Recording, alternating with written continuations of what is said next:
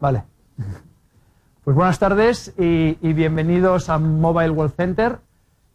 Este espacio, esta sala donde estamos hoy, está en el edificio, en la primera central de conmutación que se construyó en Cataluña, por ahí en el año 1929.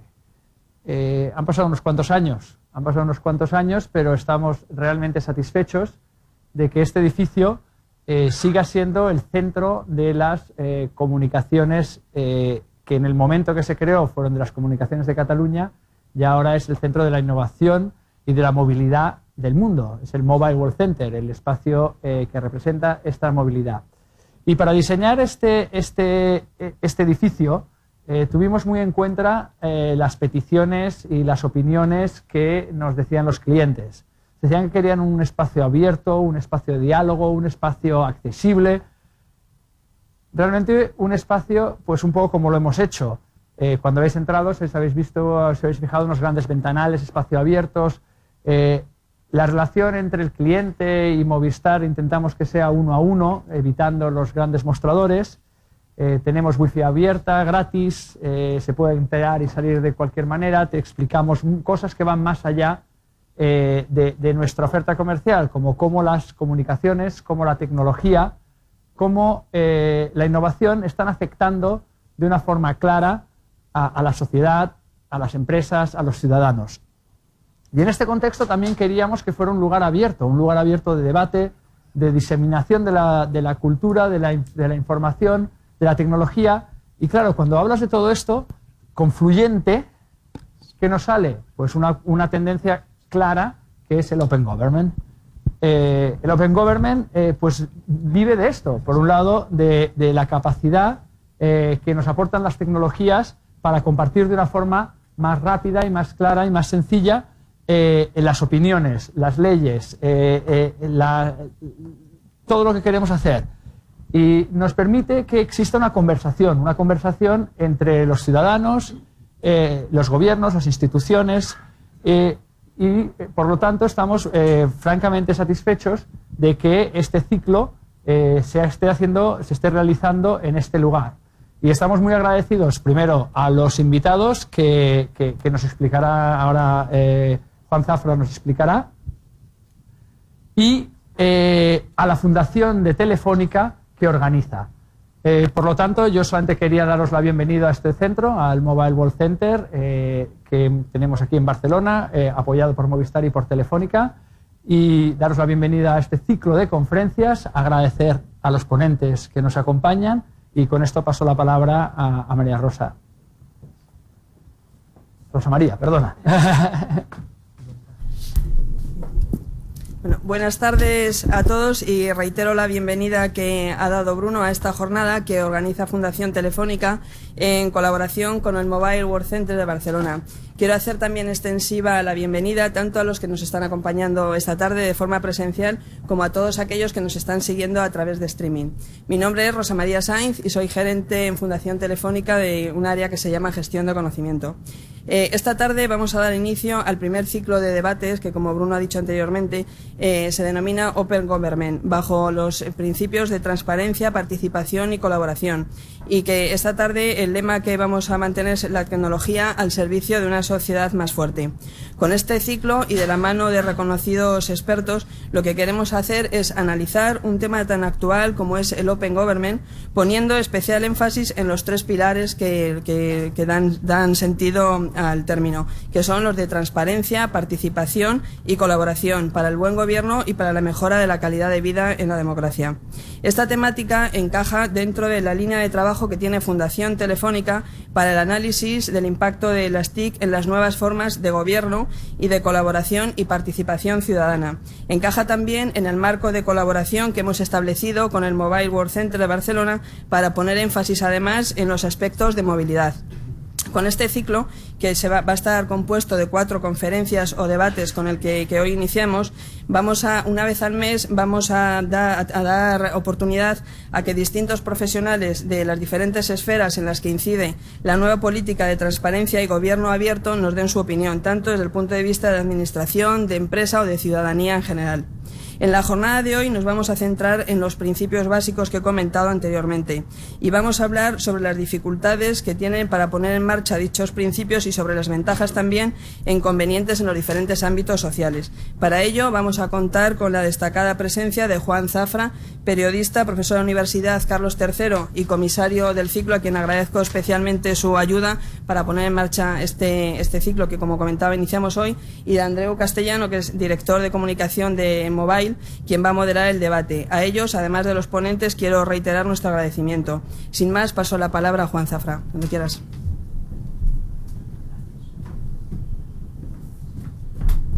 Bueno, muchísimas gracias. Yo voy a ser necesaria y obligadamente breve.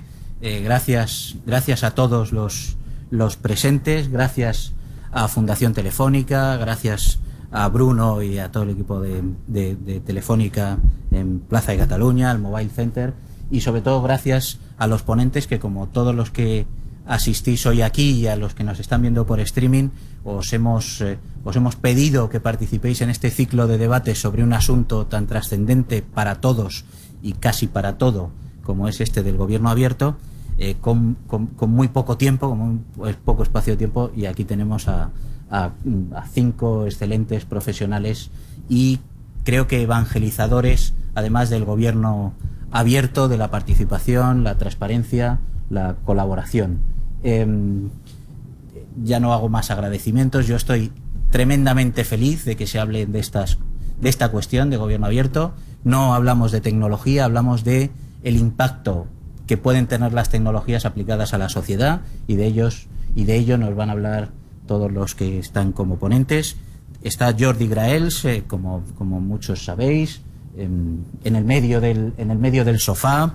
Es coordinador de contenidos e innovación de la Generalitat de Cataluña. Aquí más cerca de mí está Antoni Gutiérrez Rubí, que es asesor de comunicación, dedicado a la comunicación política, excelente predicador y evangelizador de gobierno abierto. Joan Subirats, al otro extremo del sofá, que es catedrático de Ciencia Política, investigador del Instituto de Gobierno y Políticas Públicas de la Universidad Autónoma. Y está Alberto Ortiz de Zárate, que es pionero en esto del Open Government y además fue innovador en el gobierno abierto con una plataforma del gobierno vasco que es un referente en todo el mundo, que es Irekia. Y Andreu Castellano, que es el director de comunicación del Mobile World Capital, y que a partir de este momento ya coge los mandos del asunto, y yo me retiro. Gracias a todos.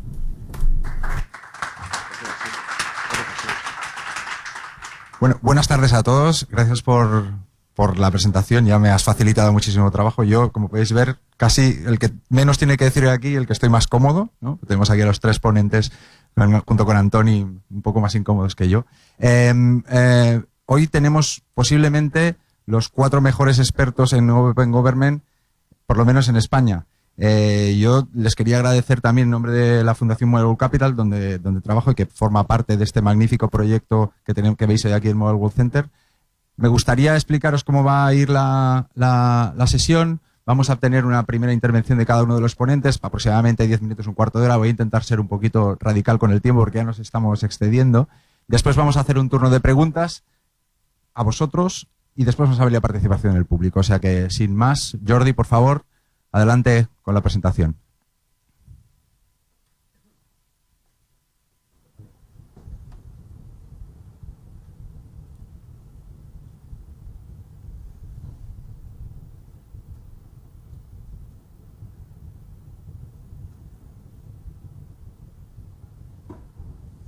Hola, bona nit.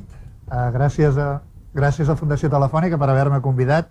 Voy a iniciar mi presentación. Mi presentación será muy rápida, no deberás cortarme, pero quería pasar 6 imágenes de cómo, una visión personal más que en relación con el cargo que ocupo, de cómo veo el tema del gobierno abierto y su desarrollo actual. He puesto esta primera diapositiva porque no sé si vamos a definir gobierno abierto, pero por si acaso son aquellos que intentan gestionar los asuntos públicos, pues contando con la capacidad y con el conocimiento de los demás actores públicos, ¿no? Ciudadanía, empresas y entidades. y lo que hacen es hacer su actividad más transparente, rendir cuentas y cuando pueden, pues haciendo participar a los demás actores. Esto lo hacen porque, como ha dicho antes Juan, la tecnología se ha vuelto enormemente versátil, intuitiva y social, y se puede llegar hasta aquí. Pero claro, yo me gustaría dejar claro que hablamos mucho de gobierno abierto, pero nos olvidamos en la mayoría de los casos del enorme cambio de paradigma que está detrás de esto, ¿no? Para mí es difícil entrar en el concepto este y no hablar del nivel de asunción o de internalización de este cambio de paradigma que es económico, social, político, como quieran ustedes, ¿no? Pero debemos avanzar bastante en ello. Yo he puesto esta primera imagen porque la administración, siempre que se habla de gobierno abierto o en cualquiera de las materias que tenga abierta que tenga a ver con algunos vices de modernidad, pues yo la identifico como el pobre que va detrás, ¿eh? Y esta pista, en lugar de ser curva, debería ser recta y siempre partimos en el último lugar. Y partimos en el último lugar porque nos lo merecemos, pero incluso cuando no nos lo merecemos y estamos innovando con alguna idea o algún proyecto disruptivo, aparecemos en último lugar. Y eso sí que es transparencia, porque es que lo somos absolutamente, no nos ve nadie. Esto permitirme la licencia, pero es así. Un poco, yo creo que hay proyectos interesantes en todas las administraciones, pero el modo como nos percibe la gente hace que estemos como el señor de los pantalones negros, ¿no? En último lugar, y de esto. En este contexto surgen plataformas, surgen entidades que intermedian sobre la participación en estos nuevos entornos, ¿no? Y esta participación, pues yo hago siempre un poco de broma que hay como un poco de batalla, ¿no? Para ver, estamos en un momento muy inicial y hay como una cierta rivalidad para ver quién acaba capitalizando esta participación. Y yo ahora sí que me pongo el sombrero de administración. A veces tenemos un poco la duda, ya nos cuesta, por ejemplo, como Generalitat, que tenemos una presencia muy acentuada en la mayoría de las redes sociales. Por tanto, hay un esfuerzo y yo creo que ha habido un recorrido previo para tener esa presencia efectiva antes, pues ya nos cuesta tener que compartimentar, tener que dividir a veces en exceso este tipo de respuestas o participación o atención en las distintas redes, ¿eh? No es ninguna crítica, pero es una constatación. Me gusta contar las cosas de un plano diferente. No quiero quedarme en lo que os podría contar de un modo más oficial, ¿no? Y esta es la estampita del milagro de San Antonio, ¿no? Y pues mira, estaba buscando una estampita y me ha salido esta, un cuadro de Goya, muy bonita, y un poco me sirve para ilustrar que a veces también asignamos a este concepto del gobierno abierto ciertas cualidades que no tiene, ¿no? Y estamos a veces tan desesperados por nuestras faltas de muchas no sé cuántas cosas que acabamos invocando el concepto como uno más de nuestra actuación casi desesperada. Y este es el gran temor, ¿no? Esta venía a ser mi intervención aquí, ¿no? Estamos iniciando algunos proyectos que podrían ser englobados dentro de la etiqueta de gobierno abierto, pero a veces corremos el riesgo de frustrar expectativas y la gente que le da estas propiedades casi milagrosas pues van a colaborar en ello, ¿no? Acaban tomando forma el concepto de gobierno abierto con una gran multiplicidad de portales de transparencia. Y una explicativa. A mí personalmente siempre me ha parecido curioso que debamos hacer portales de transparencia para contar lo que hacemos, como si los demás sistemas de información no fueran suficientemente transparentes.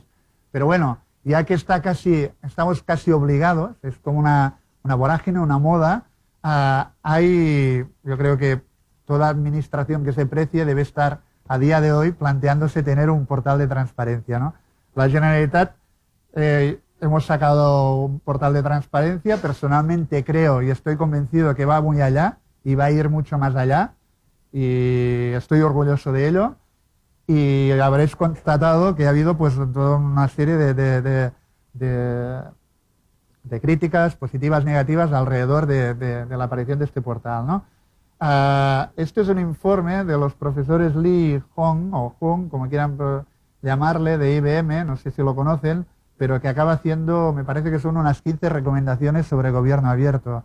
Y también esta es una de las facetas que me interesaba destacar, ¿no? Estamos a veces admirando lo que se está generando fuera de aquí, ¿no? Y a veces, eso es como a veces, bueno, como la vida misma, ¿no? No te das cuenta de lo que tienes al lado porque siempre estás buscando más allá de lo que estamos produciendo. Esto para mí es muy interesante, de hecho estamos trabajando con muchos materiales de esto, pero también son interesantes lo que producimos. Yo vendo o barro para mi casa lo que estamos produciendo en este caso en la Generalitat, ¿no? Tenemos guías, en este caso las he puesto en catalán, pero están en inglés y en castellano, que tienen una proyección, me atrevería a decir, mundial, sin ninguna duda, y que matizan, concretan, evolucionan el concepto de gobierno abierto, porque una de las finalidades de lo que venimos a hablar hoy es a concretar con qué tipo de experiencias vamos rellenando este concepto tan vacío que le hemos puesto, pues, gobernanza abierta, gobierno abierto, open government, como le quieran llamar. Aquí esta estatua de Augusto, una preciosidad, y me sirve para indicar un poco también, va a ser imprescindible un cambio en el liderazgo, ¿no? Esto es fundamental. Necesitamos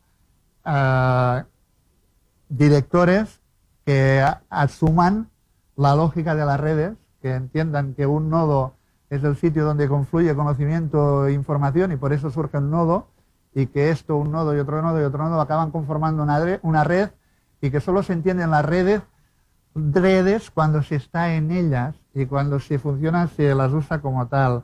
Vamos a hablar de liderazgo conector, vamos a hablar de gente que acaba potenciando y sacando las mejores capacidades de los profesionales que, me pensaba que era esta próxima diapositiva, pero saldrá luego. Hay otro aspecto que me interesa, en este resumen rápido, me interesa destacar. Vamos a ir normalizando el concepto de gobierno abierto cuanto más capaces seamos de hacer una propuesta de valor auténtica para este concepto. Esto es fundamental. Si lo están haciendo todos los demás modelos de gestión en otros ámbitos públicos, privados, mixtos, etcétera, ¿cómo no lo vamos a hacer en el público o en el gubernamental? Necesitamos saber qué valor van a aportar este tipo de políticas y ver si tenemos bastante con las funcionalidades, si tenemos bastante, si trasladáramos el modelo de adición de valor o de cálculo de valor de productos y de servicios, estaríamos hablando de coste, de funcionalidad, de funcionalidades o de seguridad, de confortabilidad, ¿no? Y aquí va a haber uno que seguramente deberemos tratar con mucho cariño, que es toda parte de la dimensión emocional, la cual también medimos cuando estamos hablando de servicios y productos. ¿Cómo nos la vamos a plantear aquí si estamos hablando de, a mi entender, el mayor esfuerzo y la estrategia más importante que se ha hecho nunca para devolver a la sociedad esa relación que quizás nunca deberíamos haber perdido o nunca se debería haber distanciado entre todos los agentes, ¿no? Importante, propuesta de valor, ¿de acuerdo?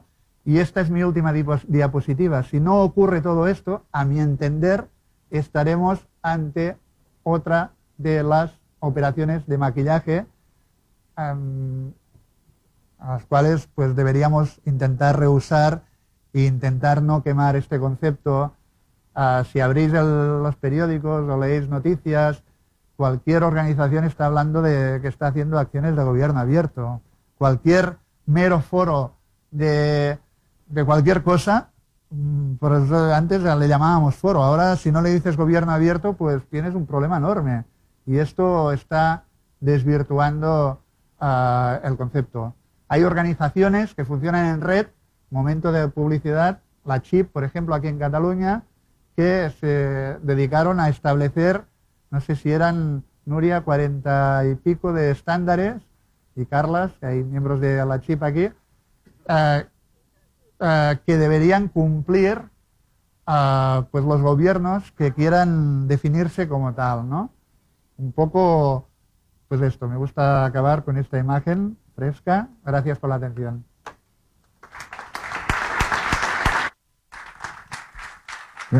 Gracias, Jordi.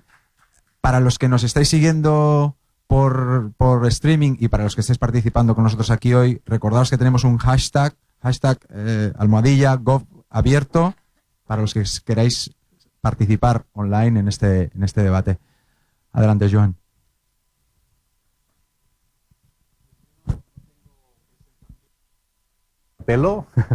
Pero me parecía más normal hablar desde aquí. Entonces os comento brevemente lo que había pensado. Primero, ante todo, pues agradecer la invitación para participar en este debate. Voy a utilizar este tiempo básicamente hablando de tres elementos. Uno sería la historia, digamos, del concepto de gobierno, muy rápidamente, evidentemente, el diagnóstico en el que estamos y hasta qué punto la idea de gobierno abierto puede parecer una alternativa o no. Es decir, o dicho de otra manera, si la respuesta es el gobierno abierto, ¿cuál era la pregunta, no? Este sería mi planteamiento, ¿no?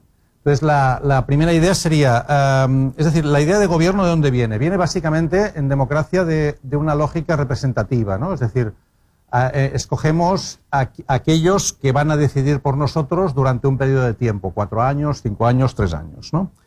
La hipótesis, por lo tanto, es que hay un control diferido, y por lo tanto, digamos, una vez los escogemos, podemos decidir cambiarlos si no nos gustan al cabo de X tiempo. El control, por lo tanto, no es constante, no podemos cambiarlos en cualquier momento, sino al cabo de un cierto tiempo. Y los que mandan, los que deciden por nosotros, lo hacen a través de un mecanismo de carácter jerárquico, ¿no? Es decir, que hay una lógica, ¿no?, de posición, de estatus, que justifica y que legitima a partir de esa elección su capacidad de decisión. Por lo tanto, la idea de gobierno abierto se contrapone, hipotéticamente, ¿no?, si lo planteamos como alternativa, con un gobierno cerrado, es decir, con la idea de que hay un quién y un cómo que deberían cambiar en relación a algo que no funciona, ¿no? La hipótesis representativa también es muy importante en este pequeño trazo histórico que hago, porque se parte de la hipótesis de que los presentes en el sistema de gobierno y en el sistema de decisión representan a los ausentes, ¿no? Por lo tanto, la hipótesis de la representación parte de este principio, ¿no? Estos ausentes que son los que han delegado en los presentes su capacidad de decisión. Y estos presentes, los que mandan, gestionan el dinero público, las administraciones públicas y por lo tanto implementan aquellas decisiones que se deciden a través de un mecanismo, básicamente, que es el principio de legalidad, a través de un principio que se basa en la desconfianza, en la hipótesis de que quien manda tenderá a abusar del poder y por lo tanto que deberíamos organizar el control, ¿no?, a través del principio de la legalidad de ese mecanismo. ¿Cuál es la situación hoy? Es decir, ¿qué es lo que hace que hoy intentemos, ¿no?, buscar esa fórmula, como os decía al principio, de si es decir, si la respuesta es el gobierno abierto, ¿cuál era la pregunta, no? Seguramente el diagnóstico en el que estamos, y todos muy rápidamente también, forma parte de eso que le hemos llamado genéricamente desafección democrática, ¿no? Que tendría algunos componentes que cada día oímos en la prensa, en la radio, etcétera, en los medios de comunicación. Es decir, una cierta idea de que el contrato representativo se ha roto, ¿no? Es decir, que los que nos representan no lo hacen no cumplen el contrato implícito, ¿no?, que estaba detrás del proceso de elección, ¿no? Es decir, que una vez elegidos no hacen aquello que nos han dicho que harían, sino que hacen otras cosas, y que además lo siguen haciendo en nuestro nombre, a pesar de que nos quejemos de que no hacen exactamente aquello que habían dicho que harían, ¿no? Este es un principio muy importante. El 15M, por ejemplo, y otros movimientos a nivel global, pues han puesto de relieve esta idea de no nos representan, que tiene una doble componente, ¿no? La componente que acabo de mencionar y otra, quizá más discutible, pero también muy presente, de que aquellos que nos representan no viven exactamente como nosotros. Y la idea de representación se basa en la idea de contrato de delegación o bien se basa en la idea de semejanza, ¿no? Son gente como nosotros, que vive igual que nosotros, y si no viven como nosotros, pues no nos representan porque, digamos, se han montado otra historia, ¿no? El segundo elemento es que, decía, control, ¿no? El control diferido cada vez es más insuficiente, ¿no? Es decir, esto de esperar, ¿no?, a que vengan las elecciones, ¿no?, y que, digamos, tengamos que decidir otra vez, ¿no?, cuando hay una especie de, es decir, el día siguiente de las elecciones podríamos decir que ya está en cuestión la legitimidad conseguida el día antes, ¿no? Hay un magnífico libro de Rosan Ballon, ¿no?, que se llama La desconfianza democrática, que explica muy bien ese proceso, ¿no? Por lo tanto, ese es otro problema, ¿no? Los mecanismos de control tradicionales no acaban de funcionar. Y además, la jerarquía no nos funciona como mecanismo. Es decir, la clásica lógica de command and control, ¿no?, de ordeno y mando, ¿no?, cada vez es más discutible porque, digamos, las sociedades modernas, mucho más formadas, etcétera, aceptan con menos tranquilidad esa lógica jerárquica, ¿no? Hay una frase tradicional de Peter Drucker, ¿no?, uno de los gurús del management, que decía hace muchos años, como 20 años, que las orquestas sinfónicas, las universidades y los hospitales eran las organizaciones más difíciles de gestionar, decía Peter Drucker. ¿Por qué? Porque son 3 organizaciones formadas por profesionales que no aceptan la regla de la jerarquía, ¿no? Sino tienes que organizarlas de otra manera. Podríamos decir que nuestras sociedades cada día se acercan más a los hospitales, a las orquestas sinfónicas de las universidades, ¿no? Es decir, cada vez hay niveles de profesionalización más altos que no aceptan fácilmente la idea de que alguien resuelva los conflictos y las contradicciones a través de un mecanismo jerárquico. También tenemos otro problema, que es que así como la sociedad ha ido haciéndose cada vez más heterogénea y el principio de calidad en los servicios tiende a poner el énfasis en la personalización, la administración sigue funcionando con una lógica weberiana / fordista que tiende a imaginar, ¿no?, que la calidad está en la homogeneidad, ¿no? Yo estudié hace muchos años Derecho Administrativo y estudié la idea, por ejemplo, de que un libro de Garrido Falla, que recuerdo muy bien, que decía la administración ha de actuar con eficacia indiferente, ¿no? Pues cada vez es más complicado, ¿no?, aceptar la indiferencia de la administración, ¿no?, y que lo que necesitamos es una eficacia diferenciada, ¿no? Trabajamos con lógicas de homogeneidad, confundimos, que es una confusión terrible en estos años actuales, confundimos igualdad con homogeneidad. Lo contrario de la igualdad es la desigualdad, lo contrario de la homogeneidad es la diversidad. Son 2 valores que son los 2 perseguibles. Si los confundimos nos equivocamos radicalmente, ¿no? Yo creo que la sociedad cada vez aprende más a que la calidad está en la personalización. La administración en muchos casos sigue funcionando con lógicas de homogeneidad. Y finalmente, cada vez los ausentes pensamos que podemos estar más presentes, ¿no? Y que por lo tanto los presentes ya no se justifica su representación porque, digamos, los que estamos ausentes podríamos estar presentes, ¿no? El caso emblemático, que hay varios, pero uno de los que recuerdo es esa diputada del Parlamento de las Cortes Valencianas que tenía problemas en su embarazo, estaba en el 8º mes, si no recuerdo mal, entonces le permitieron que votara desde su casa, por lo tanto su ausencia era también presencia, ¿no? Es decir, estaba en casa, pero votaba en las Corts Valencianas como si estuviera presente. La pregunta es, las personas que esa ausente representaba, que podía estar presente pero no lo estaba, esos ausentes, ¿por qué no podían también estar presentes, ¿no? Y lo podían hacer porque tecnológicamente, digamos, esa señora lo hacía y los demás también lo podíamos hacer. Por lo tanto, la hipótesis de la democracia de los modernos que se contraponía con la democracia de los antiguos, ¿no?, etcétera, etcétera, ágora versus representación, cada día está más en cuestión. Alternativas. ¿Por qué aparece el gobierno abierto como una alternativa? Porque seguramente estamos dándonos cuenta, ¿no?, de que el cambio tecnológico, que en sí mismo no tendría por qué cambiar nada, ¿no? Es decir, hay muchas organizaciones, no solamente de las de administración pública, también de empresas, etcétera, etcétera, que han entendido que el cambio tecnológico es simplemente un martillo nuevo que incorporan en su proceso para, digamos, clavar los clavos más rápidamente que antes. Pero no han entendido que lo que existe detrás de la sociedad, digamos, en la que estamos, es que todos aquellos procesos de intermediación que no aporten valor por sí mismos son redundantes y pueden ser prescindibles. Por lo tanto, las organizaciones que no entienden que no es un problema de martillo, sino que es un problema de entender otra forma de funcionar, diríamos, es otro país, tienen problemas, ¿no? Y no me extiendo porque no tengo demasiado tiempo. Por lo tanto, la idea del gobierno partiría de quién y de cómo, decíamos, ¿no? Quién. Es perfectamente posible que podamos extender el quién, ¿no? Por lo tanto, aquí tendremos que hablar de participación, de compartir, de coproducción, es decir, de conceptos, ¿no?, que vayan más allá de la hipótesis de que se concentra esa capacidad de decisión y de conocimiento en un pequeño ámbito. Y si hablamos de abierto, estamos hablando de que ya no tiene por qué ser opaco, cerrado y ritualista, sino que se puede hacer a través de otros mecanismos. Por lo tanto, la lógica versus la lógica representativa encontraríamos la lógica participativa, versus la lógica jerárquica encontraríamos la lógica de compartir, versus la lógica de monopolio en los procesos de gestión de servicios encontraríamos la lógica de la coproducción de servicios. Seguramente un elemento central para mí es que lo que yo imagino como gobierno abierto implica cambios en la estructura de poderes. Es decir, no estamos solamente hablando de cambiar procesos de implementación, estamos hablando de cambios en la estructura de poder. Y por lo tanto ahí realmente es evidente que hay resistencias en todas las organizaciones, no solamente las públicas, a la hora de abordar este tema. A mí me gustaría imaginar una lógica de gobierno abierto en la cual lo público no se agotara en lo institucional. Y por lo tanto, que cuando hablamos de gobierno abierto estuviéramos hablando de la capacidad colectiva de enfrentarse a problemas comunes, no limitándolo al ámbito institucional. Por lo tanto, abriendo, digamos, el proceso de lo público hacia lo común, ¿no? Sin intentar, digamos,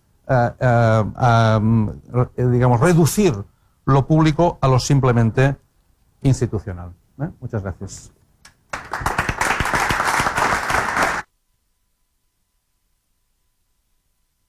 Gracias, Joan. Alberto, por favor, adelante.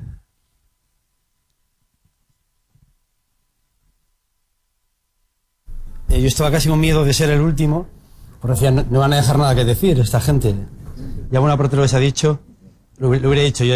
De hecho, no sé ni si estas transparencias vienen ya a cuento o no. Vamos a ver cómo se abre esto.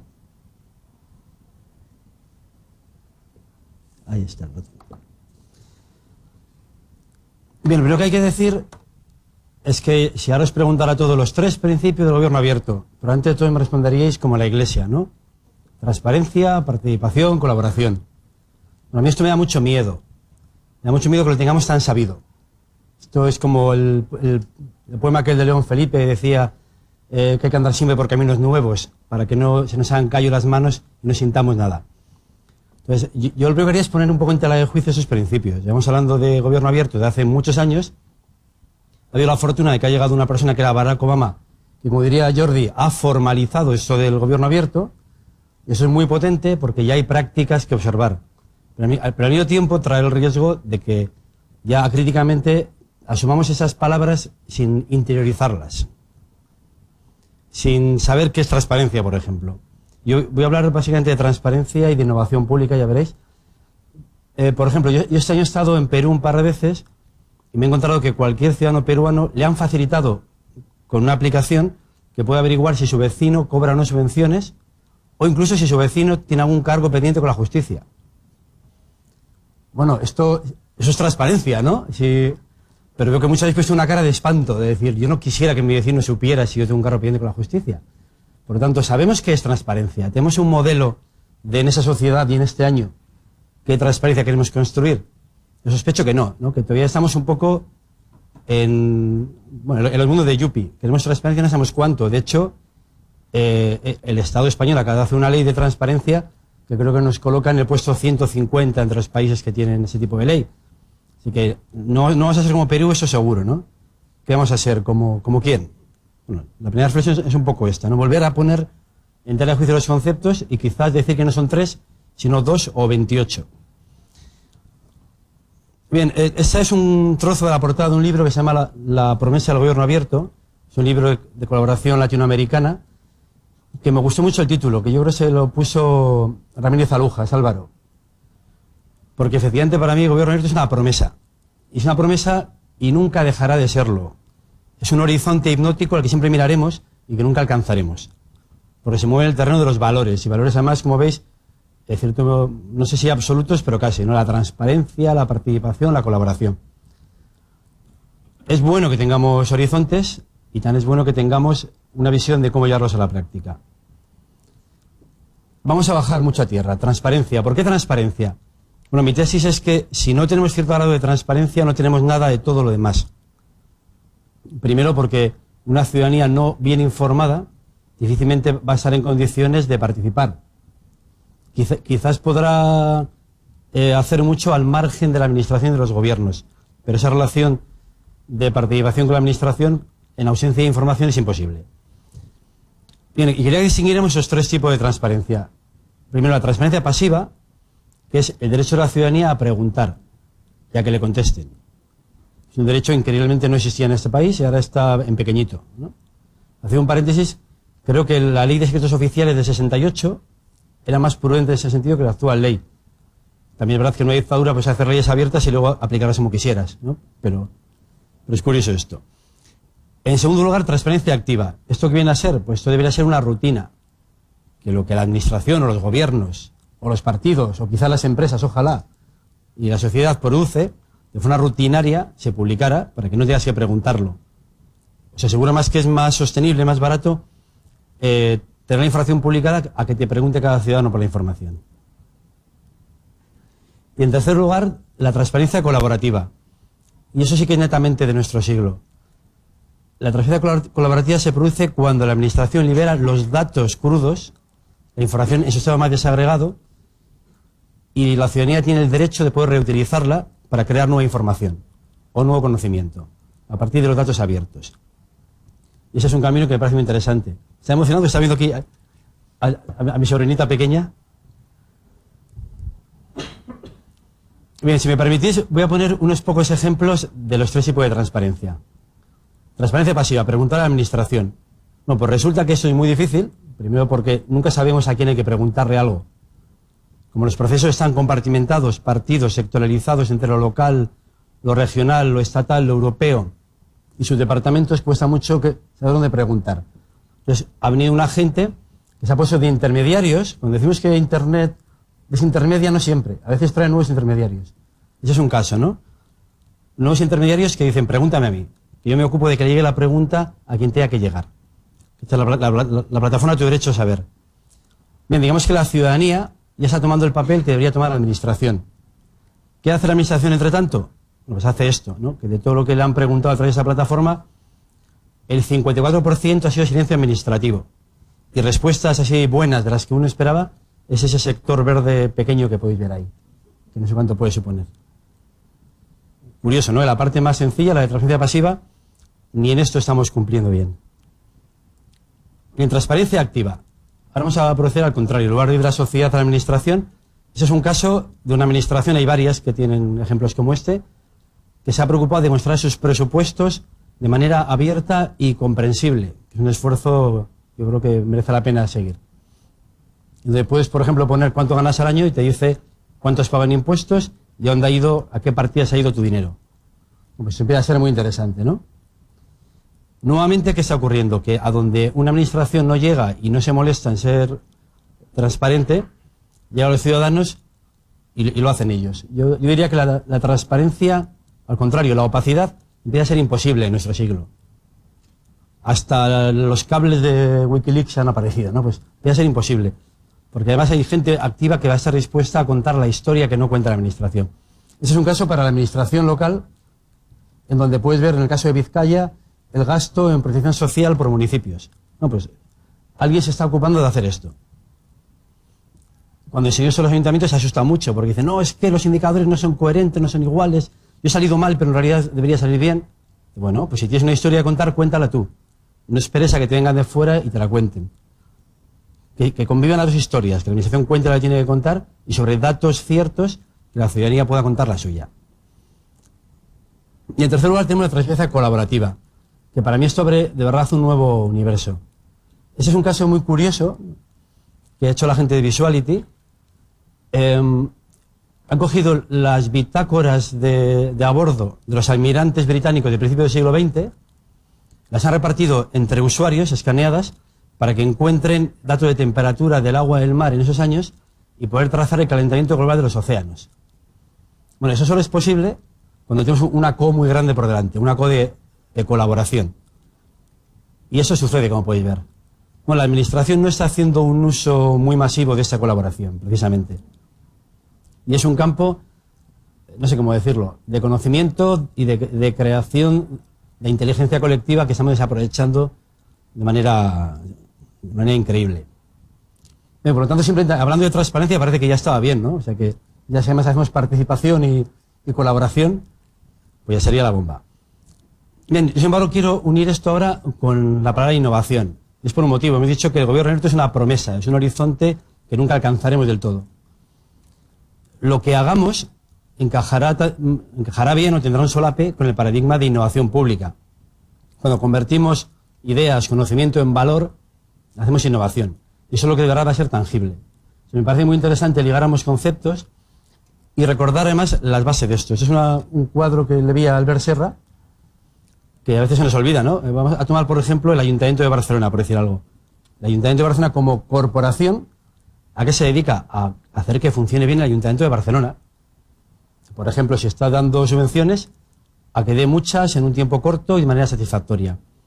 Pero como gobierno, y en español, eso del government inglés, a veces no diferenciamos aquí entre gobierno y administración, como gobierno se ocupa de que la ciudad de Barcelona y sus ciudadanos vivan bien. Y no siempre hay una relación directa entre los objetivos productivos de hacer muchas subvenciones y los impactos sociales que produce un ayuntamiento. Donde de verdad tenemos que enfocarnos para la innovación pública.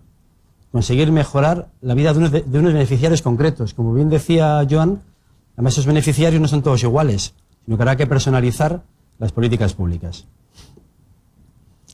Bien, y para conseguir eso, ¿qué hay que hacer? Bueno, pues tenemos que dar el derecho universal al diseño. Esa foto la hice otro día en el Museo del Diseño, que tenéis aquí por las glorias. ¿A qué me refiero con esto? Bueno, hasta ahora hemos dicho que había 3 tribus en el mundo de lo público. Está el que tenía licencia doble cero, por lo tanto, con licencia para innovar. Esos son los dirigentes y algún departamento de innovación, modernización, organización que les dejan, ¿no? Y esos piensan todas las innovaciones. A veces con lo que llamo la gestión de ducha. En la ducha se me ocurrió una idea, yo llego a mi puesto de trabajo y digo, vamos a hacer esto. Bueno, hay una segunda tribu, que es la tribu de los que hacen, los fabricantes. En el caso de la administración, pues son la mayoría, ¿no? Esa gente que está en el mostrador, que está llevando a cabo una política pública y sabiendo que está mal, pero haciendo porque han dicho que lo haga. O escapándose por los rincones para que vaya mejor de lo que han dicho que salga. Esa gente no está en el diseño. Y luego está la ciudadanía, que son los sufridores o beneficiarios de las políticas públicas, que tampoco está en el diseño en general.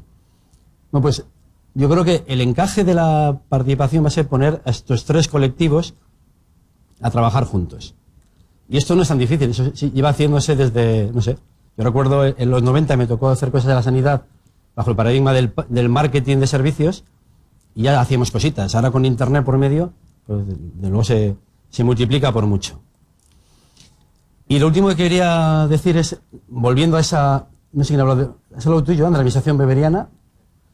Esa administración weberiana, inflexible y tal, no vamos a cargárnosla seguramente, pero podemos construir metaestructuras flexibles encima de ella que nos ayuden a hacer otra cosa, ¿no? Yo creo que la clave de producir innovación pública para generar gobierno abierto o para lo que sea, va a ser en luchar contra la burocracia y lo que yo llamo hipergestión. Y para eso yo propongo un mini manifiesto en donde, sin quitar valor a lo que está a la derecha, preferimos lo de la izquierda. Un poco, como dice el manifiesto ágil respecto a la gestión de proyectos también. Preferimos la acción respecto a la planificación. Preferimos la libertad frente a la organización. Preferimos la confianza frente al control y la red frente a la jerarquía. Y ahora pensemos, esto llevado a las 3 tribus.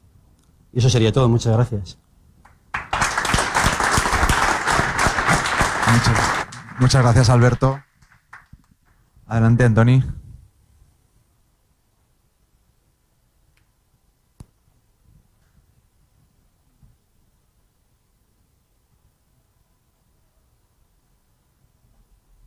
Buenas tardes. Gracias, Juan. Gracias a María por la invitación.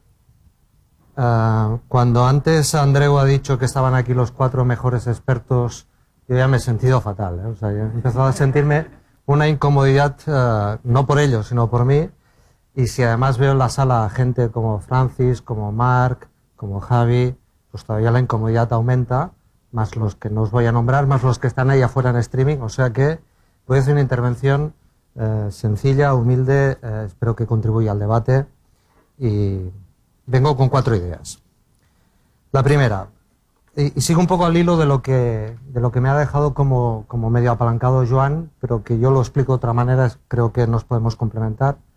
La primera idea es que no tengo ninguna seguridad que las administraciones públicas puedan garantizar democráticamente, sé que va a sonar un poco fuerte, garantizar democráticamente lo que yo entiendo por espacio público, por bien común, como decía Joan, ¿no?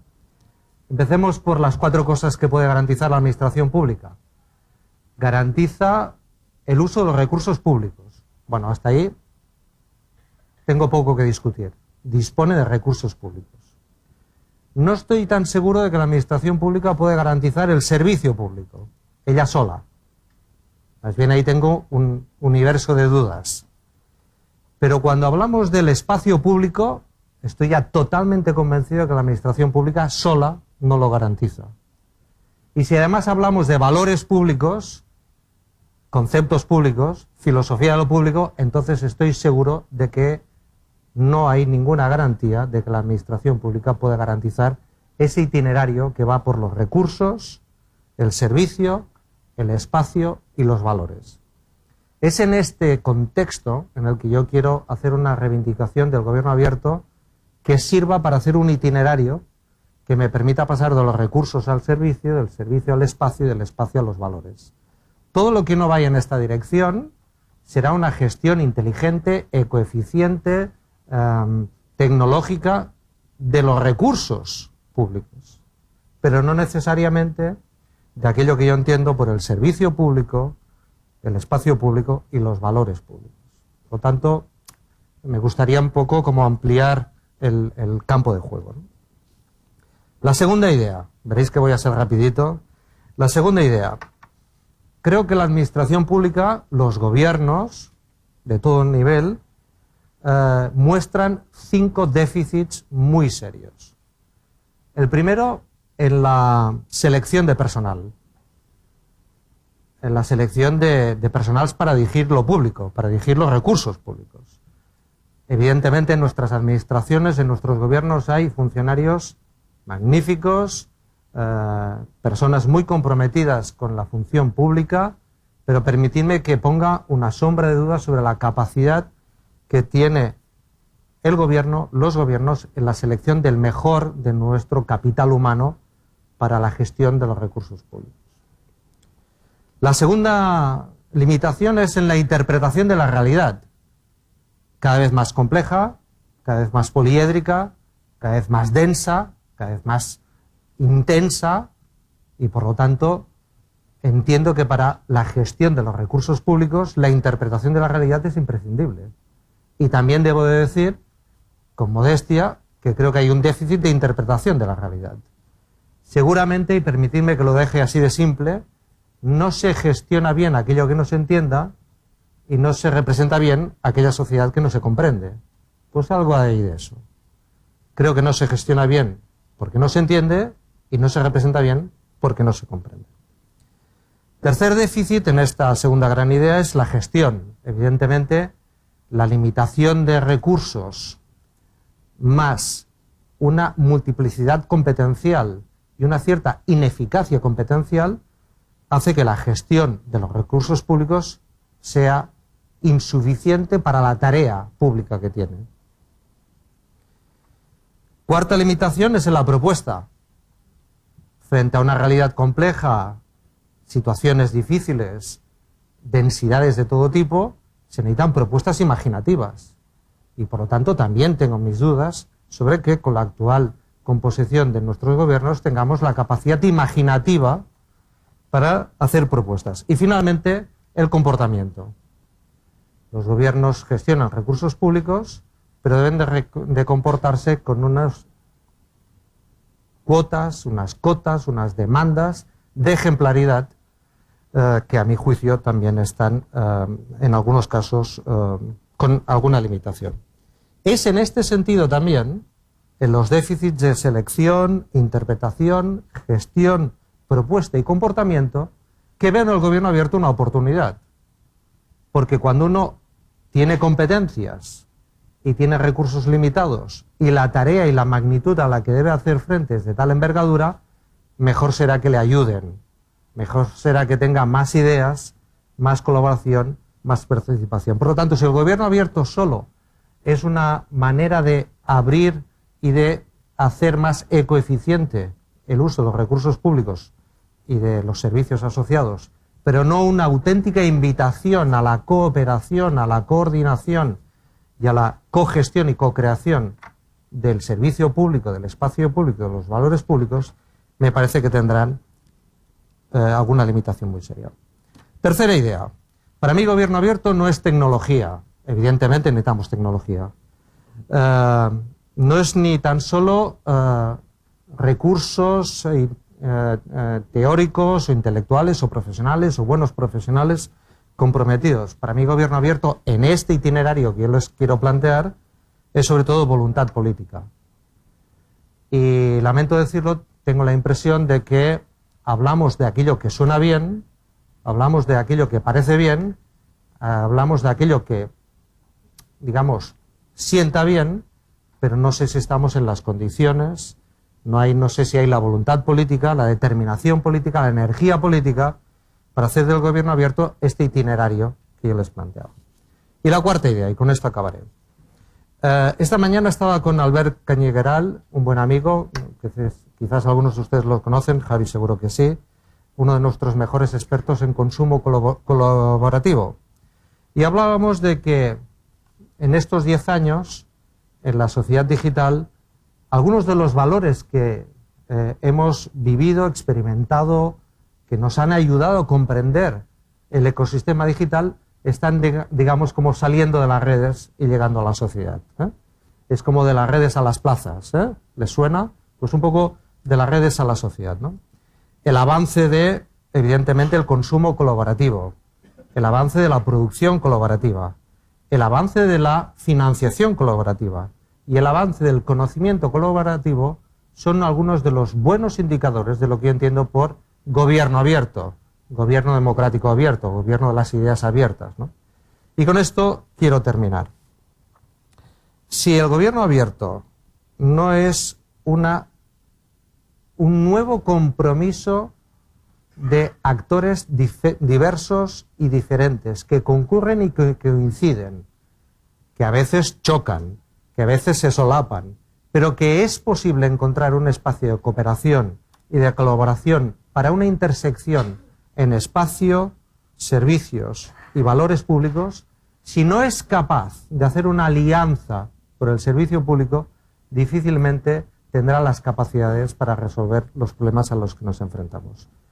Si ustedes miran un presupuesto público y ven la capacidad que tenemos de recurso disponible, recurso económico disponible, o recurso, digamos, de libre asignación para hacer cosas, etcétera, se darán cuenta de que tenemos unas limitaciones muy importantes para los desafíos a los que nos enfrentamos. Esto no lo resuelve lo público, el bien común, lo común. Si queda solo en manos de las administraciones públicas, no tiene garantías suficientes. No tiene, para entendernos, soporte suficiente. No tiene instrumentos suficientes. Por lo tanto, el gobierno abierto debe permitir una auténtica movilización de mentalidades, de recursos, de ideas, de voluntades, para hacer una nueva concertación de lo público que no pase solo y exclusivamente por la competencia o el recurso público. Yo quería decir esto, hasta aquí me quedé y aquí lo dejé. Pues ya está. Gracias, Antoni. Bueno, en estas 4 interesantes intervenciones hemos oído hablar de muchos conceptos dentro de gobierno abierto. Hemos hablado de política, de gestión pública, de tecnología, de transparencia, de colaboración ciudadana con las instituciones y participación de la ciudadanía con las instituciones. Nos ha hablado curiosamente de un concepto que es Open Data, cuando la mayoría de debates de Open Government sale este término. Si queréis después pues lo podemos ampliar. Por lo tanto, estamos hablando en términos muy amplios, ¿no? A mí me ha llamado la atención, Jordi, has utilizado una expresión, decías que las iniciativas que a veces se toman desde las administraciones públicas en gobierno abierto parecen invisibles, ¿no? O sea, que no son de alguna manera medibles o palpables. A mí me gustaría preguntarte ¿cómo se pueden medir esas iniciativas? O sea, todos esos pasos, por ejemplo, los que habéis dado la Generalitat o en cualquier administración pública, ¿cómo es capaz la administración pública de medir esos avances en Open Government? Y si eso es posible, vamos. Empiezas por la fácil, ¿no?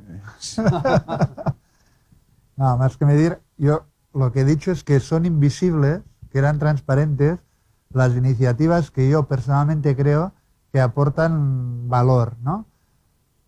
Recupero un poco el discurso que hacía. Para mí, antes que hablar de gobierno abierto, preferiría hablar de ciertas experiencias que se pueden poner bajo el paraguas de esta estrategia de gobernar de otra manera, que tiene que ver, pues, que contar con lo que decía, ¿no? Con los demás actores públicos, etcétera, etcétera. Pero que en estas acciones incipientes, del mismo modo que denunciaba cariñosamente el uso de la etiqueta gobierno abierto para cualquier cosa, ¿no? Pero esto nos ha pasado a lo largo de la historia, ¿no? Uno inventa una etiqueta y que es plausible, que gusta, que todo concepto, un adjetivo abierto, pues ya te coloca en una posición de meritocrática casi, ¿no? En una conversación, en un artículo, en lo que sea. Del mismo modo que denunciaba este uso y abuso de la etiqueta, decía que hay experiencias que a mi modo de entender personal pues son importantísimas para el avance de una administración hacia este recorrido de lo que podríamos llamar un horizonte abierto, ¿no? Los portales de transparencia son unos. Los portales de transparencia deben tener indicadores. Has citado Open Data, ¿no? También podríamos darle la palabra luego a Marc, que está por aquí, pero siempre comentamos lo mismo, ¿no? Portales de Open Data para que cumplan las dos cosas, ¿no? Un poco para este seguimiento o esta intricación en lo que hace el gobierno y la administración, ¿no? Por tanto, una parte más democrática, una acepción más democrática, y otra que tiene que ver con la transformación de los datos, generar valor, negocio, business plan, si se puede y tal. Tanto si hablamos de portales de transparencia como si hablamos de iniciativas de Open Data, Alberto es un gran experto, lo que nos van a pedir es que lo midamos.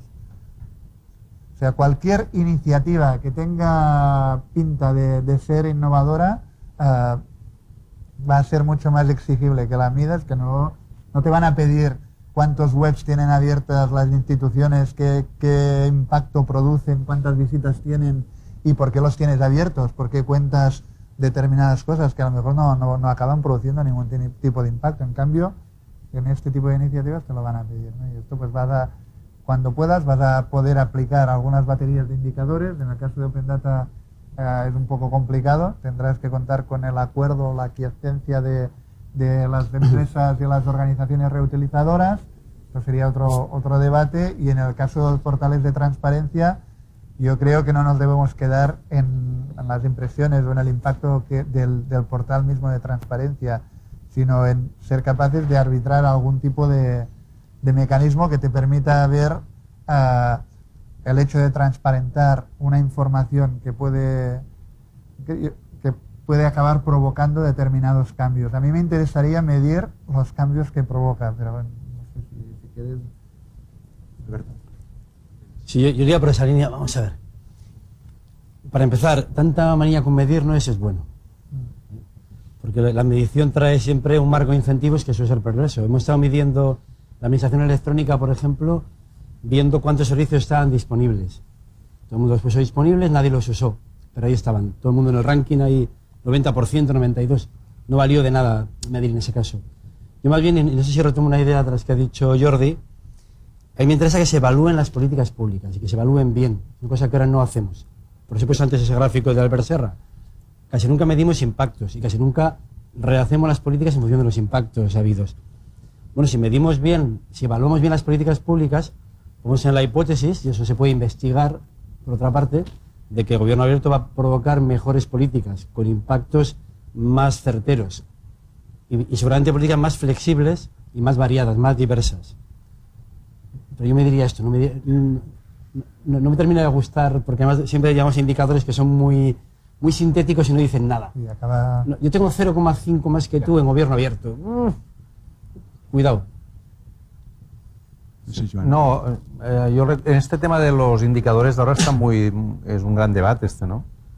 Y a veces tengo la sensación de que estamos reconstruyendo el plan soviético, ¿no? Es decir, estamos incorporando tantos indicadores que al final olvidamos para qué los necesitamos, ¿no? Y yo siempre cito un par de indicadores que me parecen extraordinarios porque incorporan la idea de valor y además son indicadores tractor, podríamos decir, ¿no? O sea, detrás hay un conjunto de elementos espectaculares, ¿no? Por ejemplo, uno que utilizan en los países nórdicos para ver el nivel de seguridad en las ciudades, en las grandes ciudades, que es el porcentaje de mujeres que van solas a partir de las 10 de la noche en transporte público.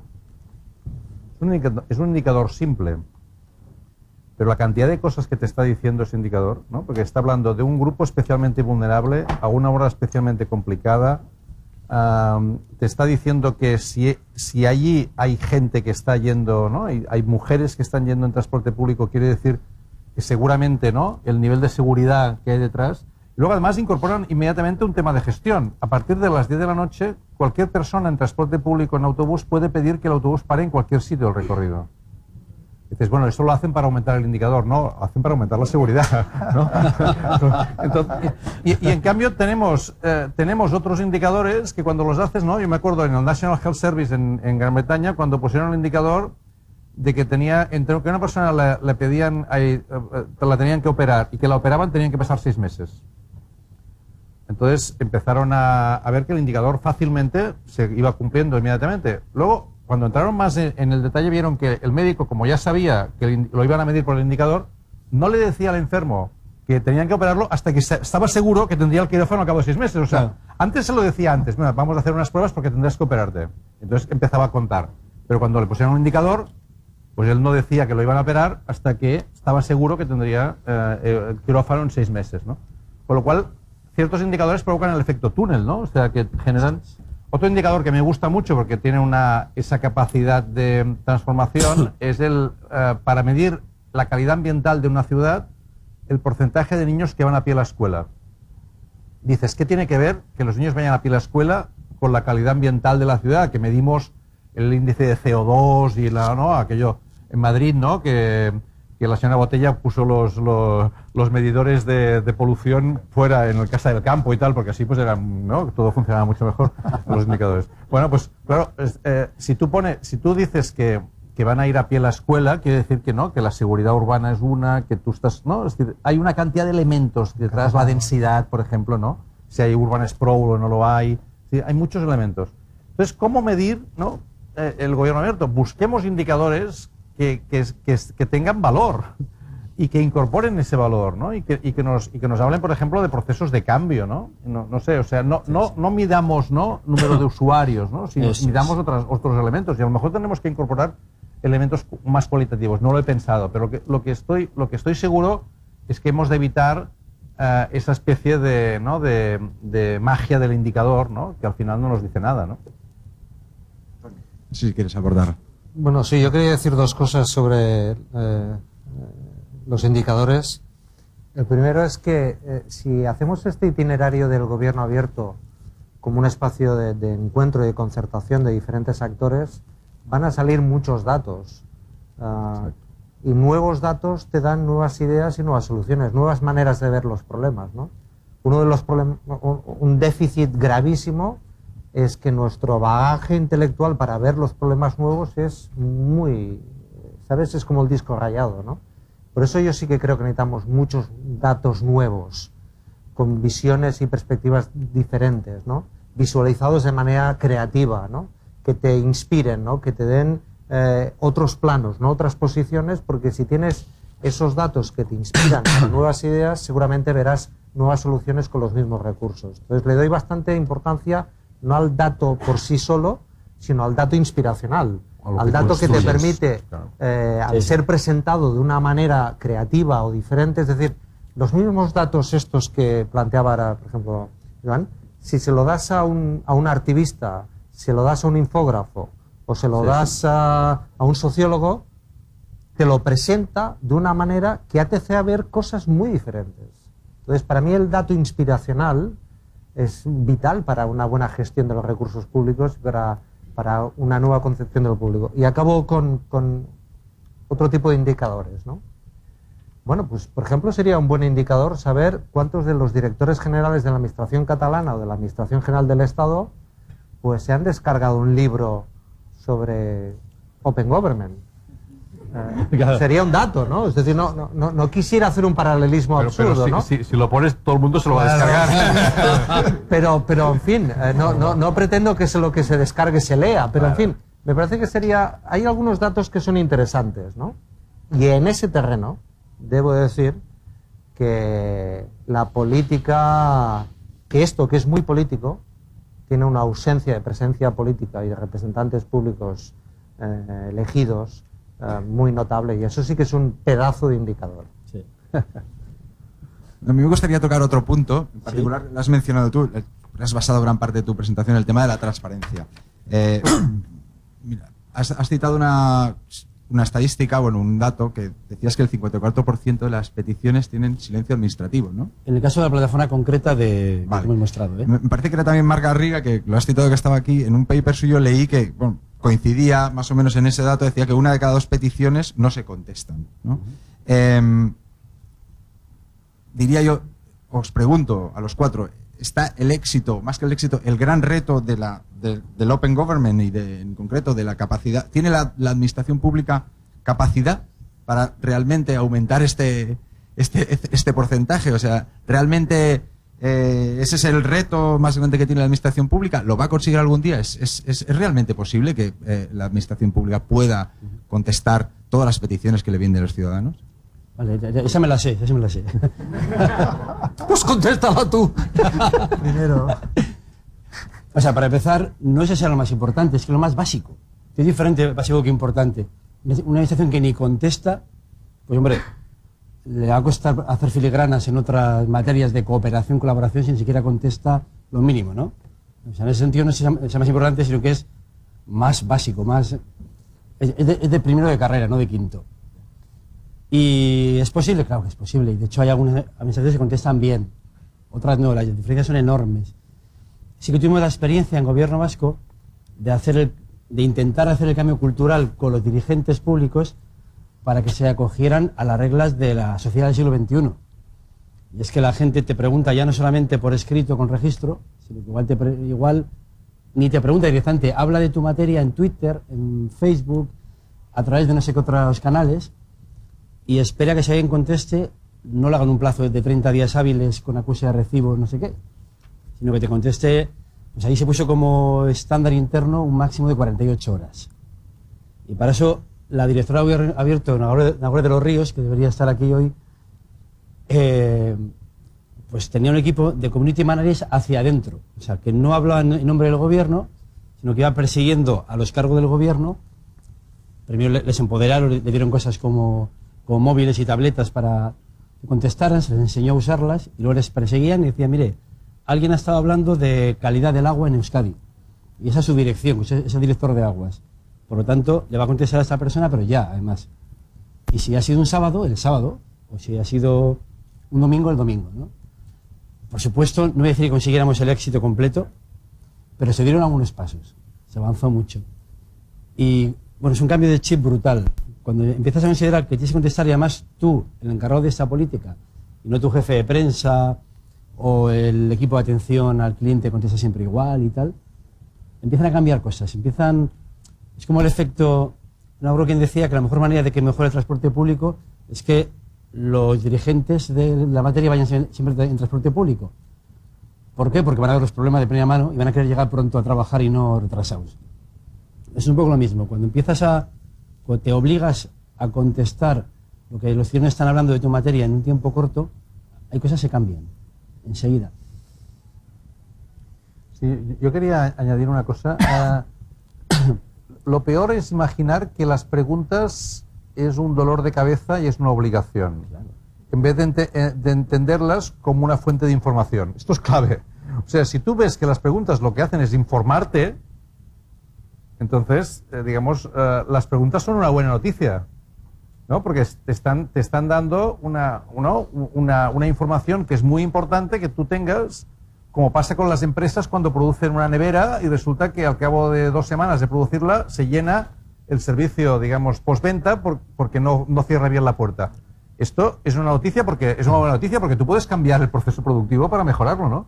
Yo me acuerdo cuando se hizo el teléfono 010 en Barcelona la primera vez, hace años ya, Marta Continente, que también es una persona clave en este campo, me decía siempre, es que esto es una fuente de información espectacular. Tú no sabes lo que nos está informando la gente de cómo funciona la ciudad.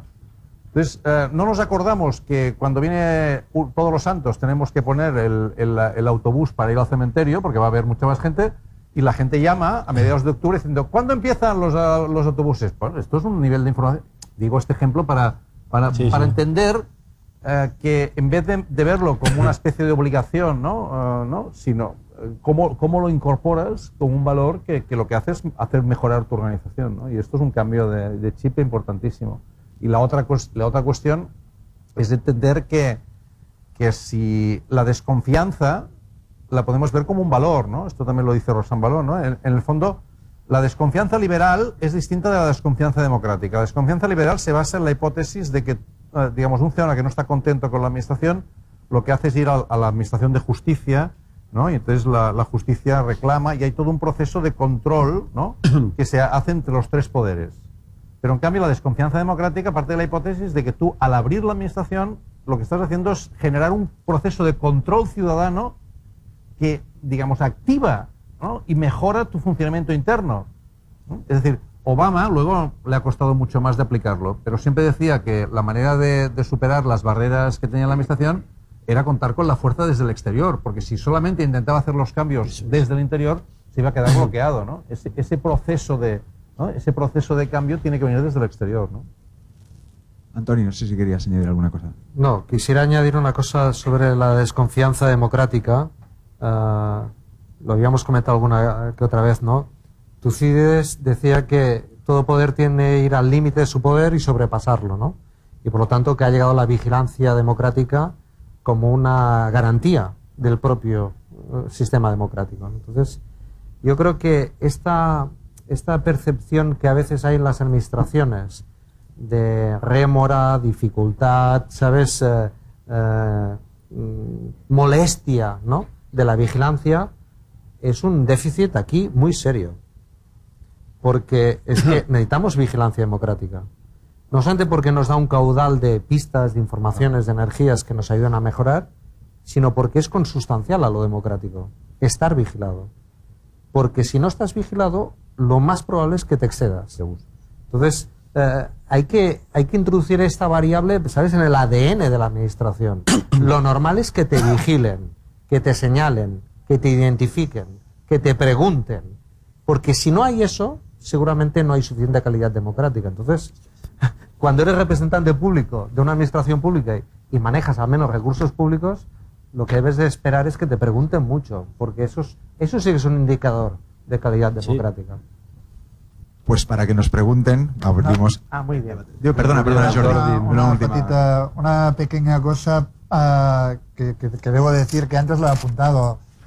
Yo matizaría todo el tema de estas plataformas a través de las cuales nos hacen llegar preguntas, porque cuando uno decide salir extramuros de la administración y se pone en sistemas de información que son de titularidad de otras personas, de empresas privadas y tal, pues debe pensar muy bien qué tipo de estrategia lleva a cabo, ¿no? Y en el caso de las plataformas, yo entiendo, y sabes que a veces hemos salido pues con nota negativa en algunas plataformas, pero es que en muchos casos lo hemos hecho adrede, porque si tú traqueas las consultas, o sea, para nosotros lo importante es responder todas las preguntas y en un plazo que se tiene que ir reduciendo. Pero si tú tienes un sistema donde tienes el seguimiento de toda la consulta y todo esto, pues alguien deberá entender que a lo mejor no vas a estar en todas las plataformas, porque aquí hay diferentes modelos de aportación de valor, y esto lo digo con todo el cariño del mundo, pero que todos se sientan aludidos. Y luego otra cosa, yo soy una persona terriblemente práctica. ¿Cómo se soluciona esto? Pues con una ley, silencio administrativo positivo.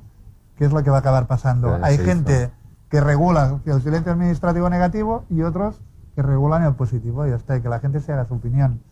Pero las leyes tienen que servir para esto también. Pues abrimos el debate al público. ¿Alguna una intervención, pregunta? Hola. Yo quería hacer una pregunta sobre el entorno institucional. Es decir, ¿el debate del Open Government es el mismo en España que el que hay en Estados Unidos? Por ejemplo, yo no me imagino un Code for America en España. No me lo imagino de ninguna de las maneras. O sea, tiene mucho que ver el entorno institucional, la madurez de la sociedad, el rol que ha jugado el ciudadano. Es decir, nosotros venimos de donde venimos, los Estados Unidos vienen de donde vienen, el gobierno, las instituciones escandinavas vienen de donde vienen. Y tengo la sensación de que muchas veces hacemos este debate trasplantando realidades anglosajonas a entornos institucionales mucho menos maduros, ¿no? Es decir, ¿qué es el Open Government en España? Pues es lo mismo que es en Estados Unidos. Hablamos de Obama como referencia, ¿no? Pero cuando yo leo cosas sobre transparencia, Open Data en Estados Unidos, me suenan a cantos de sirena. Es decir, estamos muy lejos de la madurez democrática de un Baltimore o de un Chicago o de un Detroit y trasladamos experiencias americanas a un entorno que, para mi humilde opinión, tiene muy poco que ver con lo que sería una sociedad anglosajona, donde el rol del ciudadano es mucho más activo. Bueno, yo diría que siendo eso cierto, porque siempre es cierto que los contextos son distintos y que lógicas de isomorfismo no funcionan nunca, también es cierto que en el otro extremo diríamos que la path dependency, ¿no? La idea de que tú vas por un camino trazado y que por lo tanto el surco de la historia te lleva a donde te lleva, es también tan, digamos, tan paralizante como el otro, que es excesivamente aventurero, ¿no? Es decir, entre la aventura, digamos, de decir vamos a aplicar aquí lo que funciona allí y porque a trasplantarlo sin más, y la otra hipótesis que es decir, no, tenemos que esperar a que nuestra sociedad madure y luego pues ya podremos aplicar otras lógicas. Entre esos dos extremos, ¿no? Seguramente hay situaciones que son modificables. Es decir, es obvio que el año 1900, ¿no? Por poner una fecha, Finlandia tenía un 5% de analfabetismo y España el 55%.